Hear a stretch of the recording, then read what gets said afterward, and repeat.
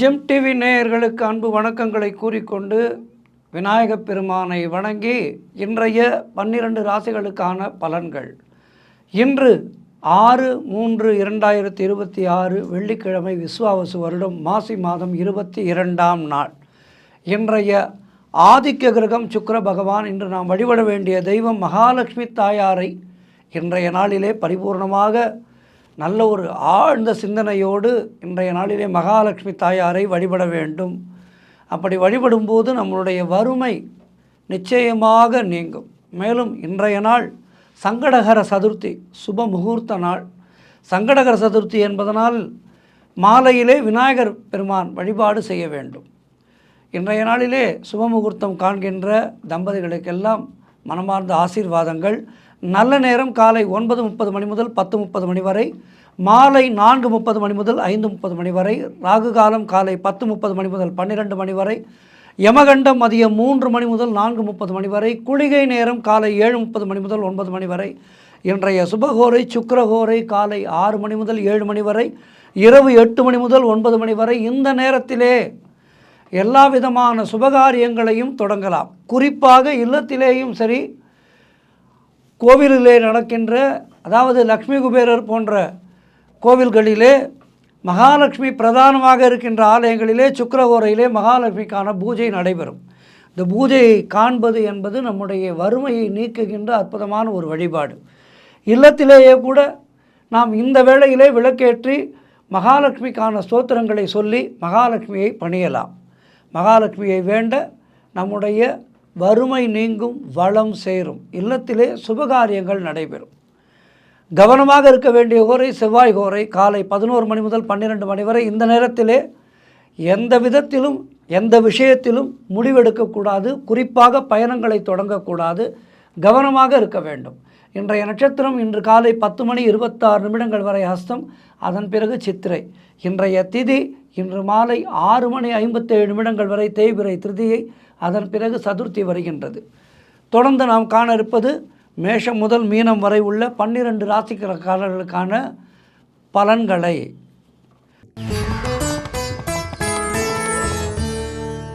மேஷ ராசி அன்பர்களே, இன்று சந்திரன் உங்கள் ராசிக்கு 6ஆம் இடத்திலே இருக்கின்றார். ராசி அதிபதி செவ்வாய் ராசிக்கு 11ஆம் இடத்திலே இருக்கின்றார். ஆகவே உத்தியோகத்திலே இருப்பவர்கள் பணியிலே கூடுதல் கவனம் செலுத்த வேண்டிய நாள். தொழில் மற்றும் வியாபாரத்திற்காக புதிய முதலீடுகளை தவிர்க்க வேண்டும். வேலை மாற்றம் ஒரு சிலருக்கு ஏற்படும். கூட்டு தொழிலிலே மன வருத்தங்கள் உண்டாகலாம். குலதெய்வ வழிபாடு மன அமைதியை தரும். காரிய தடைகள் ஏற்பட்டு விலகுகின்ற நாள். அலுவலகத்திலே வீண் வாக்குவாதங்களை எல்லாம் தவிர்க்க வேண்டும். உடல் ஆரோக்கியத்திலே மிகுந்த எச்சரிக்கையாக இருக்க வேண்டிய நாள். குடும்பத்திலே இருப்பவர்கள் கணவன் மனைவிக்குள் சண்டை சச்சரவுகள் ஏற்பட வாய்ப்பு இருக்கின்றது. வீடு வண்டி சம்பந்தமான விரய செலவுகள் சிலருக்கு ஏற்படலாம்.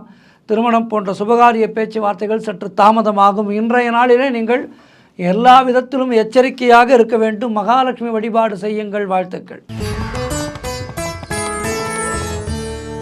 ரிஷபராசி அன்பர்களே, இன்று சந்திரன் உங்கள் ராசிக்கு 5ஆம் இடத்திலே, ராசி அதிபதி சுக்கிரன் ராசிக்கு 11ஆம் இடத்திலே. ஆகவே பதவி உயர்வோடு வேலை மாற்றம் ஏற்படும். திடீர் பணவரவுகள் உண்டாக வாய்ப்பு இருக்கின்றது.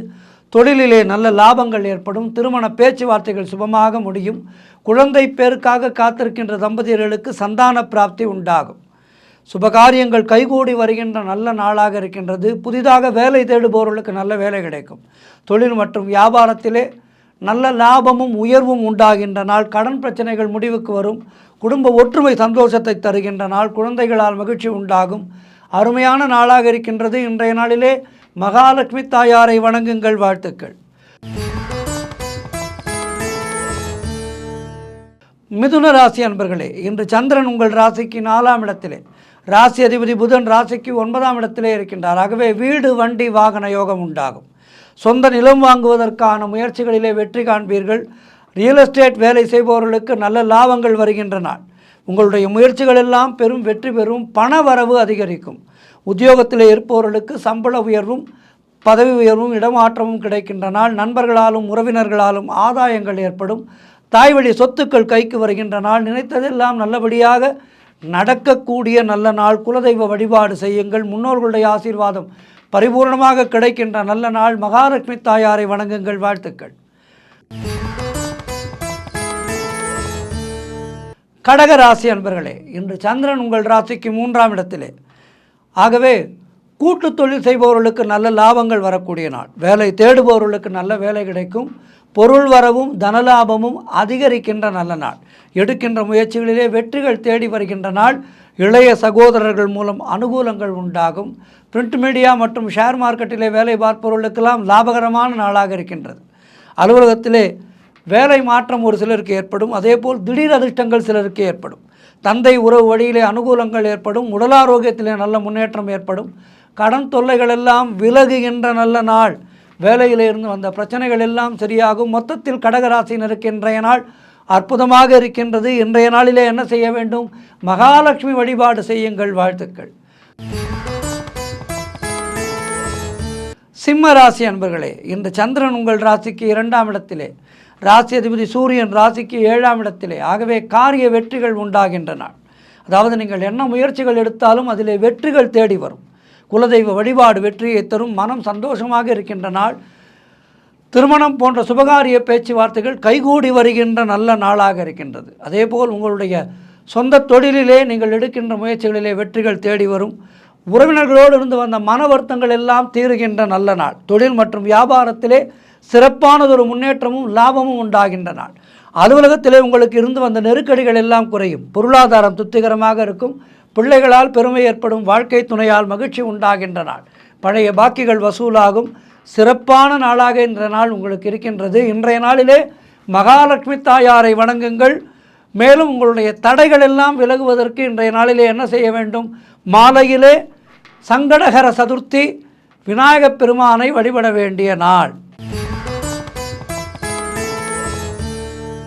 கன்னிராசி அன்பர்களே, இன்று சந்திரன் உங்கள் ராசியிலேயே இருக்கின்றார். ராசி அதிபதி புதன் ராசிக்கு 6ஆம் இடத்திலே இருக்கின்றார். ஆகவே உடல் ஆரோக்கியம் திருப்திகரமாக இருக்கும். பண வரவு அதிகரிக்கும். நினைத்ததெல்லாம் நல்லபடியாக நடக்கக்கூடிய நல்ல நாளாக இருக்கின்றது. வேலை தேடுபவர்களுக்கு நல்ல வேலை கிடைக்கும். உங்களுடைய முயற்சிகள் எல்லாம் பெரும் வெற்றி பெறுகின்ற நல்ல நாள். பொருளாதாரம் திருப்திகரமாக இருக்கும். தொட்டதெல்லாம் பொன்னாகக்கூடிய அற்புதமான நாள். நண்பர்களாலும் உறவினர்களாலும் நல்ல ஆதாயங்கள் உண்டாகும். தொழில் மற்றும் வியாபாரத்திலே சிறப்பானதொரு முன்னேற்றம் ஏற்படும். காரிய தடைகள் எல்லாம் விலகி எடுக்கின்ற முயற்சிகளிலே வெற்றிகள் தேடி வருகின்ற நாள். மனம் உற்சாகமாக காணப்படக்கூடிய நல்ல நாள். இன்றைய நாளிலே மகாலட்சுமி தாயாரை வணங்கி மேலும் நற்பலன்களை பெறுங்கள். வாழ்த்துக்கள்.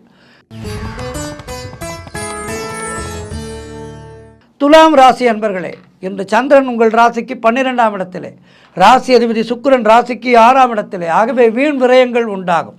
வேலை மாற்றம் ஒரு சிலருக்கு உண்டாகும். தேவையில்லாமல் மற்றவர்களுடைய விஷயங்களிலே தலையிடாதீர்கள்.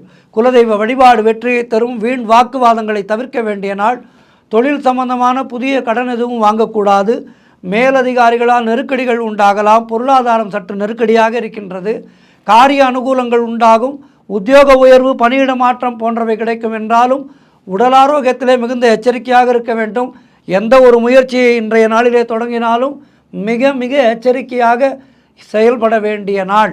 இன்றைய நாளிலே தடை தாமதங்கள் நீங்குவதற்கு மாலையிலே விநாயகர் வழிபாடு செய்யுங்கள். மகாலட்சுமி தாயாரை வழிபடுங்கள். வாழ்த்துக்கள். விருச்சிக ராசி அன்பர்களே, இன்று சந்திரன் உங்கள் ராசிக்கு 11ஆம் இடத்திலே, ராசி அதிபதி செவ்வாய் ராசிக்கு 4ஆம் இடத்திலே. வீடு வண்டி வாகன மாற்றம் ஏற்படும். எடுக்கின்ற முயற்சிகளிலே வெற்றிகள் தேடி வருகின்ற நல்ல நாள். சுபகாரியங்கள் கைகூடி வருகின்ற நாள். எதிர்பார்த்த பணம் கைக்கு வரும். மூத்த சகோதரர்கள் மூலம் நல்ல ஆதாயங்கள் உண்டாகும். காரிய தடைகள் எல்லாம் விலகி எடுக்கின்ற முயற்சிகளிலே வெற்றிகள் தேடி வருகின்ற நல்ல நாள். தொழில் மற்றும் வியாபாரத்திலே சிறப்பானதொரு முன்னேற்றம் உண்டாகும். உழைப்புக்கு ஏற்ற ஊதியம் கிடைக்கின்ற நாள். கடன் பிரச்சனைகள் தீரும். நண்பர்கள் மூலம் நல்ல அனுகூலங்கள் உண்டாகும். வேலை தேடுபவர்களுக்கு நல்ல வேலை கிடைக்கின்ற நாள். சிறப்பான நாளாக இருக்கின்றது. மகாலட்சுமி தாயாரை வணங்குங்கள். வாழ்த்துக்கள். தனுசு ராசி அன்பர்களே, இன்று சந்திரன் உங்கள் ராசிக்கு 10ஆம் இடத்திலே, ராசி அதிபதி குரு ராசிக்கு 7ஆம் இடத்திலே இருக்கின்றார். ஆகவே மீடியா துறையிலே வேலை பார்ப்பவர்களுக்கு நல்ல அற்புதமான நாளாக இருக்கின்றது. திருமணம் போன்ற சுபகாரிய பேச்சுவார்த்தைகள் இனிதே முடியும். அரசு வகையிலே ஆதாயங்கள் தேடி வருகின்ற நல்ல நாள். தாய் வழி சொந்தங்களின் உதவிகள் எல்லாம் கிடைக்கின்ற நல்ல நாள். கணவன் மனைவியிடையே நல்லதொரு ஒற்றுமை ஏற்படும். மனம் சந்தோஷமாக இருக்கும். வீடு கட்டுவதற்கான முயற்சிகளிலே வெற்றிகள் தேடி வரும். பொருளாதாரம் திருப்திகரமாக இருக்கும். உடல் ஆரோக்கியம் நன்றாக இருக்கும். வீடு வண்டி வாகன மாற்றம் ஏற்படும். உத்தியோக வகையிலே நல்ல மாற்றங்கள் ஏற்படும். அருமையான நாள் இது. மகாலட்சுமி தாயாரை வணங்குங்கள். வாழ்த்துக்கள். மகர ராசி அன்பர்களே, இன்று சந்திரன் உங்கள் ராசிக்கு 9ஆம் இடத்திலே, ராசி அதிபதி சனி ராசிக்கு 3ஆம் இடத்திலே. ஆகவே உடல் ஆரோக்கியத்திலே நல்ல முன்னேற்றம் உண்டாகும். எதிர்பார்த்த விஷயங்கள் எல்லாம் நல்லபடியாக நடக்கும். தொழில் மற்றும் வியாபாரத்திலே நல்ல லாபங்கள் ஏற்படும். குழந்தை பாக்கியத்திற்காக காத்திருக்கின்ற தம்பதிகளுக்கு சந்தான பிராப்தி உண்டாகும். அலுவலகத்திலே புதிய பொறுப்புகள் மகிழ்ச்சியை தரும். திருமணம் போன்ற சுபகாரிய பேச்சுவார்த்தைகள் கைகூடி வரும். உத்தியோக உயர்வும் பதவி உயர்வும் இடமாற்றமும் கிடைக்கின்ற நல்ல நாள். குழந்தைகளால் மகிழ்ச்சி உண்டாகும். அருமையான நாள் இது. மகாலட்சுமி தாயாரை வணங்குங்கள். வாழ்த்துக்கள். கும்பராசி அன்பர்களே, இன்று சந்திரன் உங்கள் ராசிக்கு 8ஆம் இடத்திலே, ராசி அதிபதி சனி ராசிக்கு 2ஆம் இடத்திலே. இன்று நாள் முழுவதும் சந்திராட்டமும் மௌனத்தை கடைபிடியுங்கள். தேவையில்லாத பயத்தை தவிர்த்து கொள்ளுங்கள். வேலை மாற்றம் ஒரு சிலருக்கு உண்டாகலாம். மனக்குழப்பமும் பதற்றமும் இருக்கக்கூடிய நாள். கூட்டு தொழிலிலே புதிய முதலீடுகளை தவிர்க்க வேண்டும். கடன் பிரச்சனைகள் சற்று கலை தூக்கும். ஆகவே மிக மிக கவனமாக செயல்பட வேண்டிய நாள். குலதெய்வ வழிபாடு மன அமைதியை தரும். வேலை செய்கின்ற இடத்திலே மற்றவரை பற்றி எதுவும் பேசாதீர்கள். கோபத்தை முற்றிலும் தவிர்க்க வேண்டிய நாள். கடன் வாங்காதீர்கள், கடன் கொடுக்காதீர்கள். கணவன் மனைவிக்குள் சண்டை சச்சரவுகள் ஏற்பட வாய்ப்பு இருக்கின்றது. எல்லா விதத்திலும் எச்சரிக்கையாக செயல்பட வேண்டிய நாள் இன்றைய நாள். கவனமாக இருங்கள். மாலையிலே விநாயகப் பெருமானை வழிபாடு செய்யுங்கள். வாழ்த்துக்கள். இறுதியாக மீனராசி அன்பர்களே, இன்று சந்திரன் உங்கள் ராசிக்கு 7ஆம் இடத்திலே, ராசி அதிபதி குரு ராசிக்கு 4ஆம் இடத்திலே. ஆகவே கணவன் மனைவிக்குள் இருந்து வந்த பிரச்சனைகள் எல்லாம் சரியாகும். புதிதாக வேலை தேடுபவர்களுக்கு நல்ல வேலை கிடைக்கும். நினைத்த காரியங்கள் எல்லாம் நல்லபடியாக நடக்கக்கூடிய நல்ல நாளாக இருக்கின்றது. திருமண பேச்சுவார்த்தைகள் சுபமாக முடியும். கூட்டு தொழிலிலே நல்ல லாபங்கள் வரக்கூடிய நாள். எதிலும் வெற்றி உண்டாகின்ற நல்ல நாள். செய்கின்ற செயலிலே பெயரும் புகழும் கிடைக்கும். அலுவலகத்திலே சம்பள உயர்வு பதவி உயர்வு போன்றவை கிடைக்கும். சுபகாரியங்கள் நடைபெறக்கூடிய நல்ல நாள். மனம் உற்சாகமாக காணப்படக்கூடிய அருமையான நாள். இன்றைய நாளிலே என்ன செய்ய வேண்டும்? மகாலட்சுமி தாயாரை வணங்குங்கள். மாலையிலே விநாயகர் வழிபாடு செய்யுங்கள். வாழ்த்துக்கள். 12 ராசினரும் இன்றைய நாளிலே மாலையிலே சங்கடகர சதுர்த்தி விநாயகப் பெருமானை வணங்கி அந்த அபிஷேகத்துக்கு உங்களாலான திரவியங்களை வாங்கி கொடுங்கள். வாங்கி கொடுத்து விநாயகப் பெருமானை வேண்டிக் கொள்ளுங்கள். சனிப்பெயர்ச்சியால் ஏற்படுகின்ற தடைகள் தாமதங்கள் எல்லாம் நிச்சயமாக நீங்கும். 12 ராசினருக்கும் இன்றைய நாள் சிறப்பாக இருக்க பிரார்த்திக்கின்றேன். நன்றி, வணக்கம். இன்றைய ஆன்மீக தகவல். இன்றைய நாள் சனிப்பெயர்ச்சி. சனி பகவான் தான் இருக்கின்ற இடத்திலிருந்து நகர்கின்றார். இந்த சனிப்பெயர்ச்சி இந்த நாளிலே 12 ராசினரும் எப்படி சனி பகவானை வணங்க வேண்டும் என பார்க்கலாம். திருநள்ளாறு சனீஸ்வர பகவானாக கோவிலாக கருதப்படுகின்றது. ஆனால் தர்பாரண்யேஸ்வரர் திருக்கோவில், சனீஸ்வரன் இந்த கோவிலிலே வணங்கிய கோவில். ஆகவே இந்த கோவிலிலே வணங்கி சிவனை வழிபட்டு நாம் நலதீர்த்தத்திலே நீராட நம்முடைய சனியின் பாதிப்புகள் குறையும் என்பது ஐதீகம். திருநள்ளாறு என்பது சனீஸ்வரன் கோவில் அல்ல. அதை நாம் முதலிலே புரிந்து கொள்ள வேண்டும். சனீஸ்வர பகவான் வழிபட்ட கோவில். இங்கு சனீஸ்வர பகவானுக்கும் சன்னதி இருக்கின்றது. ஆக இந்த சனீஸ்வரர் கோவில் என்று சொல்லப்படுகின்ற திருநள்ளாறு தர்பாரண்யேஸ்வரர் இந்த கோவிலிலே நாம் கோவிலுக்கு சென்றவுடன் முதலிலே என்ன செய்ய வேண்டும்? நலதீர்த்தத்திலே நீராட வேண்டும். அங்கு இருக்கின்ற நல தமயந்தி சிலைகளை வணங்கி அந்த மூர்த்தங்களை வணங்கி பின் காளி தீர்த்தத்திலே விநாயகரை தரிசிக்க வேண்டும். அதன் பின்னர் பிராணேஸ்வரி அம்மன் மற்றும் தர்பாரண்யேஸ்வரரை வணங்கிவிட்டு அதன் பிறகுதான் இறுதியாக வடக்கு நோக்கி இருக்கின்ற சனி பகவானை வணங்க வேண்டும். நல்லெண்ணெய் தீபம் ஏற்றி, இதற்கு தில தீபம் என்று பெயர், நல்லெண்ணெய் தீபம் ஏற்றி வழிபாடு செய்ய வேண்டும். ஆகவே முதலிலே இதனை புரிந்து கொள்ள வேண்டும். சனீஸ்வரன் கோவிலுக்கு போகின்றேன் என்று சொல்லக்கூடாது. திருநள்ளாறு தர்பாரண்யேஸ்வரர் கோவிலிலே இருக்கின்ற சனி பகவானை வழிபடப் போகின்றேன் என்று சொல்ல வேண்டும். கோவிலுக்கு சென்றதும் நலதீர்த்தத்திலே நீராடி சனி பகவானுடைய தோஷங்கள் எல்லாம் இந்த தீர்த்தத்திலே நாம் நீராடுவதால் நீங்குவதாக கருதப்படுகின்றது. நீராடிய பிறகு குளக்கரையிலே இருக்கின்ற நல விநாயகரை வணங்க வேண்டும். காளி தீர்த்த விநாயகரிலே விநாயகர் சன்னதியில் தேங்காய் உடைத்து வழிபட்டு தர்பாரண்யேஸ்வரரை இங்கே மூலவர் சிவபெருமான். சிவபெருமான் தான் 9 கிரகங்களுக்கும் அதிபதி. அதனால்தான் கோளறுபதிகம் படித்தால் எப்படிப்பட்ட கிரகதோஷங்களும் நீங்கும் என்பது ஐதீகம். ஆகவே தியாகேசரை வணங்கி தர்பாரண்யேஸ்வரரை வணங்கி அதன் பிறகுதான் சனீஸ்வரரை வணங்க வேண்டும்.